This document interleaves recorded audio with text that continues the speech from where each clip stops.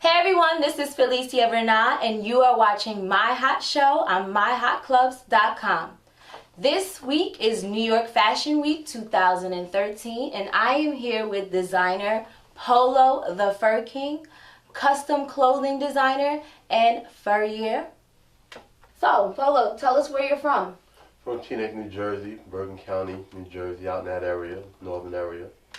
Okay, so can you tell us a little bit about who you are and what it is that you do?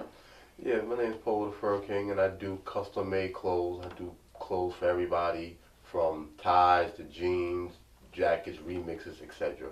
Okay, excellent. And what do you have going on for yourself in the near future? What are you working on? What can you tell us that we can be excited about? Oh man, look out for the new P. Fur King design. You know, I got the new sneaker line that's already out. Got the new one coming out now. Got one with me here today so y'all can see it. And look out for a movie that I'm supposed to be dressing the whole staff for, so I'm real excited about that as well. Excellent. So it sounds like you do a little bit of everything. Could you give anyone some advice on how they could get themselves in the industry and to also be successful? Yeah, you just gotta have a good team around you. You gotta have good management, good PR. You gotta have people that really care about you and believe in really what you do, and no hating involved and none of that stuff like that. And that's really the way to go on it and stay positive and keep it pushing. So how are you able to decide who you want on your team or who would be a good manager? Have you been through certain type of experience where you had to learn, or have you always been lucky to find and place yourself around good people? Yeah, I've been pretty lucky, but I had a few stiff ones. I had a few stiff ones, but I've been pretty lucky for the most part for the people that really care about what I'm doing and already see the success in the way and the road that I'm on. So it's been a blessing. So in what ways would you say a person cares about you, and give us an example about a person that may not care about you? Because some people need examples. Some people don't understand until, it's too late. So if you could give us like advice on how to kind of deter from getting ourselves in certain situations just by being more business minded and more conscious about decisions that we might make. You have to just go. It has to come from inner. It has to come from the heart. You have to know that somebody really sincere. It's going to be hard to really deteriorate who's who and who's what and things of that nature. But once you can figure them out and see how they role play is, you'll know that that's the person for you. As far as the person that's not for you, you got to listen to their conversation. You got to feel them out and see certain things they say, and then if they start trying to tell you kind of what to do, and they're not even above you, that might be the person you might want to stay away from, because that can run into problems. Right, that's excellent advice. Thank you. You're welcome. You are the proud owner of a publication called Bosses Meet the Bosses. Can you tell us a little bit about it, please? Yeah, that's a new magazine I came out with. It's kind of funny how I had got it started. I was in the hospital when I had started the magazine because I had caught my graphic designer, and I said, hey, let's just start a magazine and let's just make it happen. He said, all right, let's do it. And that's just how that kind of came into play. And I'm proud to say that we are our 4th issue in November. It'll be the 5th issue, and then in March of next year, that'll be the anniversary. So I'm very proud of the way that's been moving. I have a hell of a team that came together, and got to shout them out. G. Denise, she's part of the team. She's going to be doing the music part. A. Money, Daniela, David G. Duke, and Shaw Lewis. And they all just happen to be bosses. So when I was putting the magazine together, I was like, wow, they all just happen to be bosses. But I already had the name Bosses and Me Bosses from a t-shirt line that I had out. So I just used that with the magazine, incorporated it, and I'm very happy with the product as of right now. And for next year, we're going to new heights and new sites. We got a lot of new stuff coming into the magazine. It's more like an underground magazine. I choose to keep it that way. I know a lot of people I know a lot of celebrities, I'm around a lot of people, but that's not what I'm trying to cater to. I'm trying to cater to the underground indie and give them a stepping stone for the people that might not be able to make it right now to the big dogs. But I'm going to give you that opportunity because I can. I know what y'all doing. Right. Okay. How do you stand out in the industry? I stand out automatically because I'm a custom-made clothing designer. I think completely outside the box. I always tell people I'm not scared of fashion. Fashion is scared of me, and I prove that every day by wearing the stuff that I wear and not worrying about what you think. I know you're gonna ask me what I got on because you don't know what I got on. I like to keep people in, kind of keep the mystery going, like the inquirer. Inquiring minds want to know. So I wear things and I design crazy things to make people be like, wow, did he really just pull this off? And they're gonna wind up asking me before I leave, like, what you're wearing, where you got it, where'd you get it from, and stuff like that. So that's like the glory of being who I am, and that's what makes me stand out, because I'm not worried about what the world thinks. I already know what I got on is hot, and it's different, and it's dope, and I just know I can pull it off. And that to me is what fashion is all about. You have to first not worry about what other people think and what other people are going to say about you. No, not at all. You are supposed to break some kind of rules in fashion. I mean, fashion is what you make. You just make the best of yours. We know that you are the new face of Rep Wild Incorporation, so congratulations on that. Thank you. How did that deal come about? Oh, wow. One morning I just got a phone call like 9:30 in the morning. I'm usually out to bed at 6 a.m. every day, but for some reason I overslept and I was just in the bed and the phone rang at 9:30, and it was the president from the company named Owen, and he put me on the phone with the big dog, and they had me on speaker, and they wanted to know that they just want to make a sneaker for me, and I just wear it. That was the original plan. And then it came like, why don't you just become the face of the company, and since you're a designer, design your own shoe right now on the phone, and we'll make it happen for you, and we'll send the shoe up to you. And that's exactly what happened. So I was on the phone with them, I was rapping and talking. I asked them what color skins they had there, and then I put the whole shoe together right there on the phone. Within like 15 minutes, it was a done deal. They sent the shoe up to me, contract was signed, voila. So is creating a shoe or sneaker something that you always wanted to do? Not really, but people felt that I should have gotten the game because I've been known to remix shoes. And people say that I'm very hot at remixing shoes. So me thinking to do my own shoe line was never something I really wanted to do. I feel it's a very hard job to do. It's, because there's a lot of shoes out here that I see that I don't like. And I'm like, nah, that person shouldn't have did that. So for me, I was like, I'm just going to remix the shoes. But I wound up, hitting it first time out the ballpark, and I was impressed. It's always best to hit things the first time out the ballpark. Yes. So how do you think your shoe will fit in or stand out in the fashion industry? It's going to do very well because even though some people feel like, for example, they feel like the shoe kind of got more like a Converse body, right. I still took it to a whole nother level. So I took a basketball shoe that was a 1950 basketball shoe and beefed it up and put real snake, python, and everything else. And then you see right here, this is my signature because you see the eyelids are different colors, right? Instead of one solid color, right? And then of course and then go my name right there. It's the collection, the P. Fur King Design, represented by Rep Wild.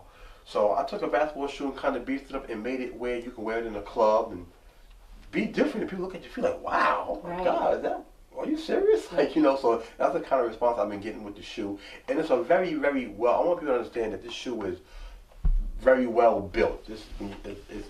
We got $100 inserts in the shoe, so when you walk on, you feel like you're walking on a running sneaker. It is built very differently, puffed up tongue. Inside is all leather on the inside of the shoe. It's a whole nother ball game with the shoe, and I'm very proud of the shoe. It's going to do very well in the industry. I actually happen to love the shoe, but one thing that you said that stuck out to me was the fact that you took your time to ensure that you have a quality product, because we know people stand online to get $1,000, $100 sneakers, and the quality for people like me throughout the ages, we've seen the quality deteriorate. Yes. And it's like, you paid how much? How long did you wait in line for this product? So that's something that I think the consumers will love. I appreciate it. Yes, it's a very good shoe. Like I said, very well built, and it definitely takes 8 to 10 days to build a shoe. So it's not like you can just pick up the shoe anywhere. You have to order it. They build it from scratch, and it's just a phenomenal shoe. I'm very, very, very impressed with the shoe. Okay. So how can people purchase your product, and where can they find you on the internet? They can find me on the internet at Twitter, Polo, at Polo Fur King, at Polo the Fur King. or Facebook, same thing at Polo the Fur King.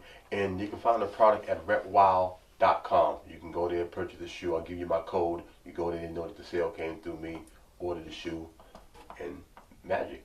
Okay.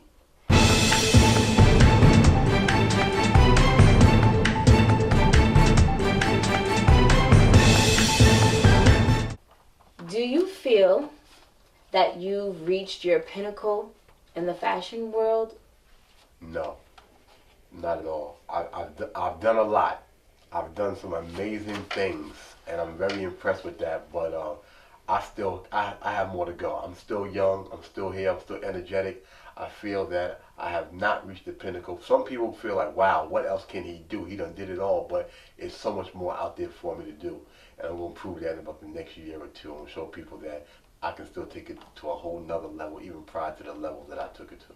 So what type of goals have you set for yourself in the next year or two to accomplish? I'm going to definitely, like, for the next goals that I'm trying to accomplish, I'm trying to be at I'm trying to get more at some of the bigger fashion shows. Because, you know, I've done quite a few fashion shows, but I've done, you know, some mediocre and some medium, but I'm trying to get up there now to be up there. I feel that I can't do nothing else until I'm sitting next to June Ambrose or Michael Kors or, you know, the Lagerfelds of the game and stuff like that. I got to be next to them kind of people, and that will show my growth that this young man here is not playing no more games. Right. Well, I think with that shoe, I do see you in a year or two, possibly in February next year, in New York Fashion Week. So I'll keep an eye out for you and what you're doing. And make sure you, ladies and gentlemen, keep an eye out on Polo the Fur King on myhotclubs.com.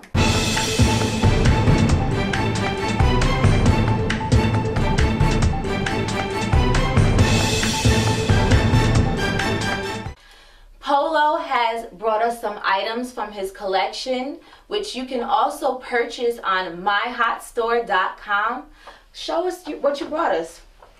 Yeah, this right here is the alligator hand, and this is actually a foam case that was designed, and it's the only one in the world at the company that we do. As you can see, it has the claws on it and stuff like that. I'm into real exotic stuff, people, so y'all can just see, and this is the phone case, and this was actually made, you know, for my phone. And then I have the credit card holder. I know for you young men and young ladies out here with your credit cards, and you see I got my license in there, my ID and stuff like that. I love the way this actually feels. It feels very sturdy. It's stiff. So even if you drop your phone, nothing's going to happen to your phone at all because this skin is very protective. Yes. And these wallets keep your things safe. Nothing's going to fall out. You can throw it anywhere and your stuff will be in the same place. So tell us, are you in these magazines? I'm part of some of these magazines, and I'm in a few of them as well. And the reason why the magazines are here was because they had gave me, like when people saw everything that I was doing, they felt like, you are a fashion designer, you're doing your thing, but you're very well connected. So with that being said, like this magazine right here, this is celebrity barber Johnny Castellano. He cuts one of the richest men in hip hop, which is Jay-Z. He cuts Jay-Z, he cuts Pharrell, he cuts Kanye West. I mean, I'm going for days how many people he cuts. And what happened was, he's a good friend of mine, but it makes sense because the magazine is called Against the Grain. And it's a barbershop magazine. So when I asked him and told him I might be able to get him on the cover, he was like, stop playing. So I felt honored that he trusted me with his career, even at the height of his career, running with them kind of people. And we got him on the cover. And he signed it for me and everything, and I was blessed, you know, that he let me do that for him, knowing who he is. And then this magazine, which is the same magazine, this is me, of course. This is me on the front cover. And I was honored to get on here because before I got on this cover, it was 3 other big dogs that made the cover before I did, which was Terrence J from 106 & Park, Steve Harvey, and the legendary rapper Scarface. So they asked me to be on this magazine. I'm like, really? Like, oh, okay. So I came up with a theme, designed the jacket, the hat, got the crispy cut, and this magazine right here, I'm not actually in the magazine, but you know, I feel anything with Coco on the front cover, shows growth. And but they did honor me to getting here with a young lady that was wearing my product in the magazine here. Actually, and see if I can find it. Miss Melina Hayes. I was honored because she doesn't really wear too many people's clothing, but she wanted to wear mine, and they got her in here to put on the first photo of mine, and I was very impressed that had happened. I'll see if I can find the picture for you real quick. But there we go, right there. Yeah, there we go, right there. Oh, okay, very nice. Yeah, that's how we did it. I got the credits, Exclusive Fashion Fur, which is my company, so that was in the magazine. And then right here, that's me right there. So it's showing that if I'm not on the cover, I'm somewhere inside. We hope you enjoyed listening to Polo the Fur King. Coming up next is Al Hassan's Coming to America fashion show on myhotclubs.com.